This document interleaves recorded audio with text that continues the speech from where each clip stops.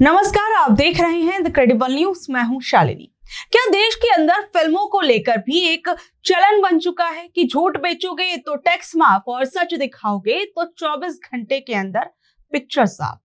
अभी हाल फिलहाल में फिल्म सतलज को लेकर काफी ज्यादा कंट्रोवर्सी देखने को मिल रही है, जिसके बाद सवाल उठ रहे हैं कि क्या अगर आपकी फिल्म में नफरत का मसाला हो, समाज को बांटने वाला झूठा प्रोपेगेंडा हो, तो सरकारें खुद आगे बढ़कर उसे टैक्स फ्री करके वीआईपी ट्रीटमेंट देती हैं, आपकी पीठ थपथपाती है। लेकिन अगर कोई फिल्म हमारे इतिहास की कुछ बातों को दिखाने की अगर कोशिश करेगी तो उसे पहले तो रिलीज होने में सालों लगा दिए जाएंगे, और अगर रिलीज करने की परमिशन मिलेगी भी तो उसमें बहुत से कट लगा दिए जाएंगे। और क्या फिल्म मेकर्स अगर दूसरे प्लेटफॉर्म तलाशने की कोशिश करेंगे तो वहां भी 24 घंटे के अंदर डिजिटल दुनिया से ही फिल्म गायब कर दी जाएगी।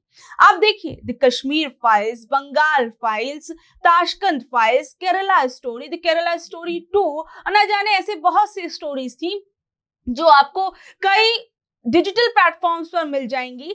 लेकिन सतलज फिल्म को मात्र 24 घंटे के अंदर हटा दिया गया। मशहूर अभिनेता और गायक दिलजीत दोसांझ की फिल्म सतलज के साथ भी यही हुआ। ओटीटी प्लेटफॉर्म ZEE5 पर यह फिल्म रिलीज होते ही दर्शकों ने बहुत धड़ाधड़ देखना शुरू कर दिया। काफी अच्छा रिस्पांस मिल रहा था, लेकिन सिर्फ और सिर्फ 2 दिन के अंदर इस पर सरकारी ताला लगा दिया गया। फिल्म को भारत में दिखाना ही बंद कर दिया गया। यानी आप समझ सकते हैं कि किस तरीके से एक फिल्म को सिर्फ 24 घंटे के अंदर उस प्लेटफॉर्म से हटा दिया जाता है। इस एक फैसले ने पंजाब की राजनीति में ऐसा उबाल ला दिया कि शिरोमणि गुरुद्वारा प्रबंधक कमेटी से लेकर अकाली दल और यहां तक कि कांग्रेस भी सड़कों पर उतर आई। विधानसभा चुनावों से ठीक पहले इस मूवी को लेकर काफी ज्यादा बवाल मचा हुआ है कि आखिर इस फिल्म में ऐसा क्या था जिससे सिस्टम इतना ज्यादा डर गया। कहा जा रहा है कि ये फिल्म काल्पनिक नहीं थी, इमेजिनरी नहीं थी। ये फिल्म पंजाब के मशहूर मानवाधिकार कार्यकर्ता शहीद जसवंत सिंह खालरा के जीवन और उनके संघर्ष पर बनी हुई थी। ये वो दौर था जब पंजाब के अंदर उग्रवाद की आग थी और पुलिस पर आरोप थे कि वो बेगुनाह नौजवानों को फर्जी एनकाउंटर में मार रही थी। जसवंत सिंह खालरा ने अपनी जान दांव पर लगाकर वो सच निकाला जिसे सुनकर पूरी दुनिया कांप गई। उन्होंने सबूतों के साथ साबित किया कि पंजाब पुलिस ने हजारों अज्ञात शवों को चुपचाप लावारिस बताकर जला दिया। इस सच को सामने लाने की कीमत खालरा साहब को अपनी जान देकर चुकानी पड़ी। 1995 में उन्हें उनके घर के बाहर से अगवा किया गया और फिर वो कभी वापस नहीं लौटे, यानी उन्हें मार दिया गया। अब इसी सच को दिलजीत दोसांझ बड़े पर्दे पर लेकर आए थे। दिलजीत ने सोशल मीडिया पर फिल्म का वीडियो शेयर करते हुए पंजाबी में अपनी भड़ास निकाली और कहा कि सतलज के साथ भी वही हुआ जो खालरा साहब के साथ हुआ। यानी जैसे 1995 में सच की आवाज उठाने वाले खालरा साहब को गायब कर दिया गया, ठीक उसी तरीके से 2026 में पंजाब का सच दिखाने वाली इस फिल्म को भी डिजिटल तौर पर गायब कर दिया गया। इस बैन के बाद पंजाब का हर बड़ा नेता, पूरी जनता गुस्से में है। पंजाब के पूर्व मुख्यमंत्री और अकाली दल के नेता सुखबीर सिंह बादल ने सीधे तौर पर इसे अभिव्यक्ति की आजादी पर हमला बताया और कहा कि पंजाब अपने दर्दनाक इतिहास का ईमानदारी से सामना करने का हकदार है और दमन का नहीं है। आप सिखों के इतिहास और उनकी यादों को इस तरीके से सेंसर नहीं कर सकते।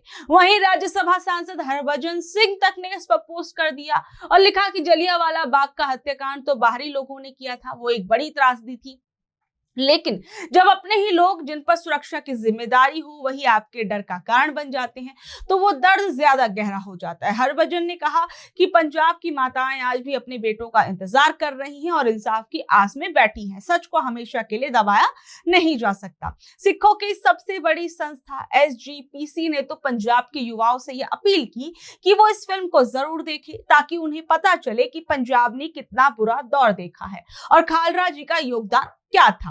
अब इस पर काफी ज्यादा पॉलिटिकल बयान जो है वो भी सामने आ रहे हैं। कांग्रेस सांसद तारिक अनवर ने भी इस पर अपना बयान दिया और उन्होंने माना कि उस दौर में पंजाब में कांग्रेस की ही सरकार थी, लेकिन उन्होंने कहा कि इस मुद्दे पर राजनीति नहीं होनी चाहिए। अगर फिल्म तथ्यों पर आधारित है तो उसे चलने देना चाहिए। दूसरी तरफ पंजाब की सत्ता में बैठी आम आदमी पार्टी के मंत्री अमन अरोड़ा ने माहौल को शांत करने की कोशिश की और कहा कि इतिहास में अच्छी और बुरी दोनों घटनाएं होती हैं, तथ्य जनता के सामने आने चाहिए जाएगी, लेकिन हाँ, चीजें इस तरीके से पेश की जाएं जिसमें भाईचारा और देश की एकता को नुकसान ना पहुंचे। सबके अपने अपने बयान आ रहे हैं, लेकिन बड़ा सवाल तो यही है कि भाईचारे के नाम पर क्या इतिहास के पन्नों को ही फाड़कर फेंक दिया जाएगा। मशहूर पत्रकार राजीव सरदेसाई ने सवाल उठाया कि आखिर ओटीटी को सेंसर करने की क्या तुक है। ओटीटी प्लेटफॉर्म तो अपनी बोल्ड और ओरिजिनल कहानियों के लिए जाने जाते हैं, अगर वहां भी सरकार कैची चलाएगी तो क्रिएटिविटी कहां बचेगी। मशहूर इंटरनेशनल पत्रकार राना आयूब ने तो सीधे तौर पर सरकार को घेरते हुए कहा कि ये कायरो का हमला है, जहां सच दिखाने वाली फिल्मों को तो बैन किया जाता है, लेकिन नफरत फैलाने वाली फिल्मों को टैक्स फ्री कर दिया जाता है। अब आपको एक और चौंकाने वाली बात भी बताती हूँ। ये फिल्म पिछले 3 सालों से सेंसर बोर्ड के चक्कर काट रही थी। पहले इसका नाम घल्लूघारा था, फिर पंजाब 95 किया गया और सेंसर बोर्ड इस पर 120 कट्स लगाने की मांग कर रहा था। मेकर्स तंग आ गए तो उन्होंने बिना किसी सीन को काटे सिर्फ नाम बदलकर सतलज रखा और सीधे इसे ओटीटी पर रिलीज कर दिया। लेकिन यहाँ भी सिस्टम ने उसे जीने नहीं दिया। ZEE5 ने बयान जारी किया कि मौजूदा हालातों की वजह से फिल्म को भारत में रोका गया और वो कानूनी रास्ता ढूंढ रहे हैं। लेकिन असली खतरा पता है क्या है?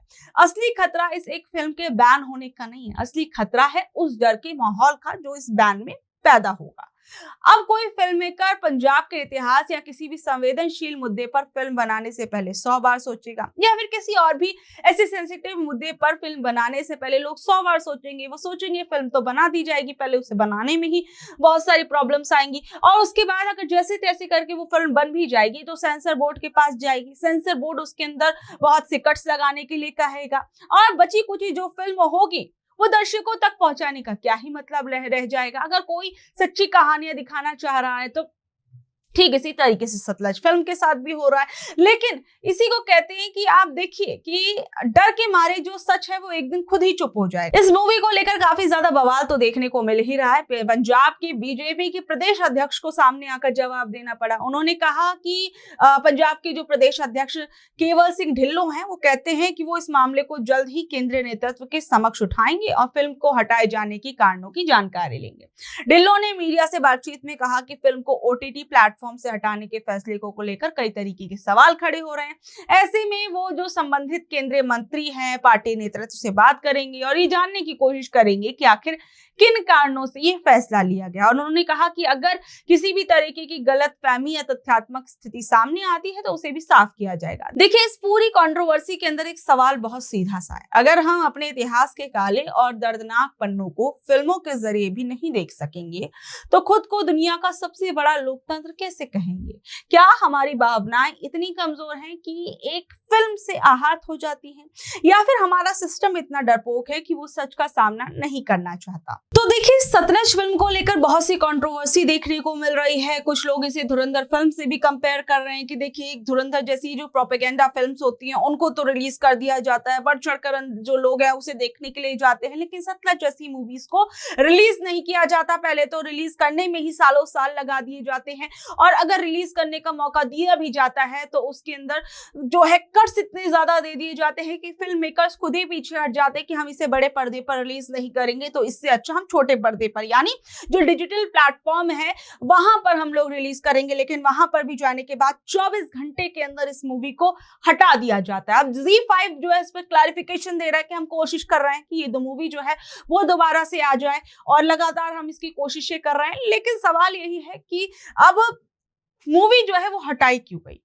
किस लिए हटाई गई? इस पर सरकार को आकर क्लैरिफिकेशन देना चाहिए कि आखिर में फिल्म के अंदर उन्हें किन किन चीजों से ऐसी आपत्तियां थी जिस वजह से उस फिल्म को जो है 24 घंटे के अंदर उस प्लेटफॉर्म से हटा दिया गया। और सबसे बड़ा सवाल है अभिव्यक्ति की आजादी का। क्या इस देश के अंदर लगातार अभिव्यक्ति की आजादी के अलग अलग माध्यमों को जो है उसका दमन करने की कोशिश की जा रही है? और पिछले कुछ सालों से हम देख रहे हैं पत्रकारिता को लेकर जिस तरीके की हम चीजें देख रहे हैं, लगातार हम पत्रकारिता के स्तर में हमारे देश का जो स्थान है वो लगातार गिरता हुआ जा रहा है। और अगर कई जगह पर, बहुत सी जगहों पर अगर लोग बोलने की भी कोशिश करते हैं तो या तो उनके सोशल मीडिया प्लेटफॉर्म्स को जो है वो बैन कर दिया जाता है या फिर उस व्यक्ति पर ही कई तरह की जो है धाराएं लगा दी जाती है, उन्हीं को जो है सवालों के घेरे में खड़ा कर दिया जाता है।